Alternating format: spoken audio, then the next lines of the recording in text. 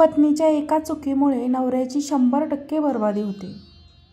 तुम्ही हे ऐकलंच असेल की प्रत्येक यशस्वी व्यक्तीच्या मागे स्त्रीचाच हात असतो. ही म्हण केवळ बोलण्यापुरतीच मर्यादित नाही, तर हिंदू पुराणात देखील पतीच्या यशाचं मुख्य कारण पत्नीलाच मानले गेले आहे. असे म्हणतात की लग्नानंतर पतीचे भवितव्य मोठ्या प्रमाणात पत्नीवर अवलंबून असते. लग्नानंतर काही लोकांचे नशीब पूर्णपणे बदलते आणि ते यशाच्या वाटेवर चालू लागतात, तर काही लोक लग्नानंतर आपले नशीब गमावण्यास सुरुवात करतात, म्हणजेच ते अधोगतीकडे वाटचाल करताना दिसतात. असं घडण्यामागचं कारण बायकांच्या काही चुकाही होऊ शकतात. भविष्य पुराणात पती पत्नीच्या काही नियमांचे वर्णन केले आहे. पत्नीच्या काही चुकांचा उल्लेख केला आहे. लग्नानंतर जर पत्नीने एखादी चूक केली असेल तर त्याचा परिणाम थेट तिच्या पतीवर आणि त्याच्या नशिबावर होत असतो.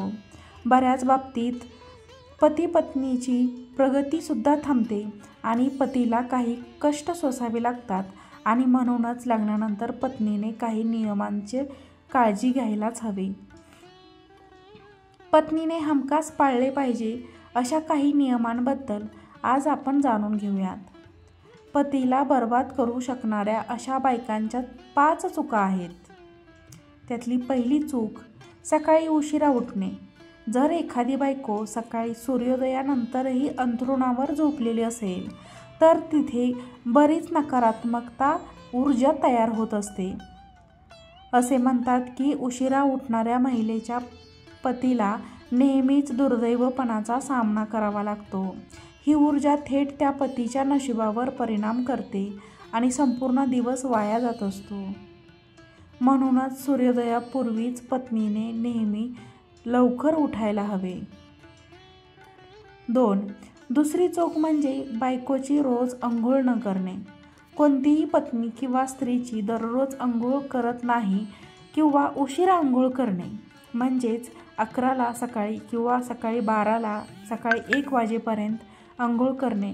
थोडक्यात काय, स्वतःला स्वच्छ ठेवत नाहीत ती नकारात्मक ऊर्जेने परिपूर्ण असते. तसेच तिच्या आजूबाजूला देखील नकारात्मक ऊर्जेचा वावर असल्याची भावना असते.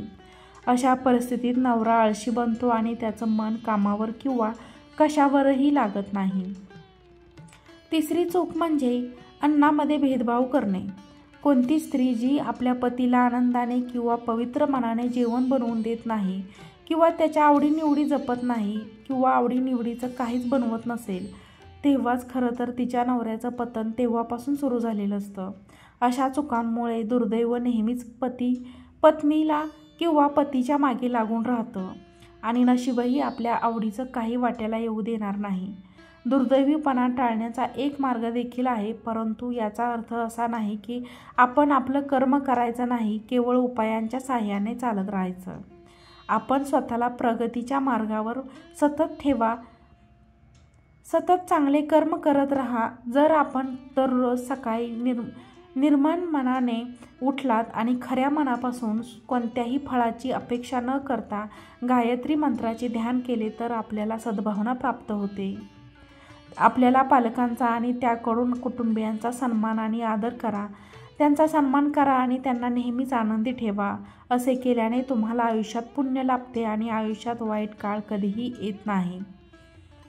4. बायकोचे भांडण करणे आणि कठोर शब्द बोलणे.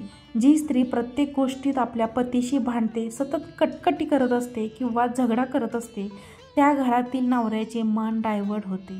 याचा परिणाम त्याच्या कामावर आणि वागण्यावर देखील झालेला दिसून येतो. 5वी चूक म्हणजे घर स्वच्छ न ठेवणे. ज्या स्त्रिया आपले घर स्वच्छ करीत नाहीत आणि त्यांच्या खोलीत जिथे वास येत असतो, अशा घरात गरिबी यायला वेळ लागत नाही.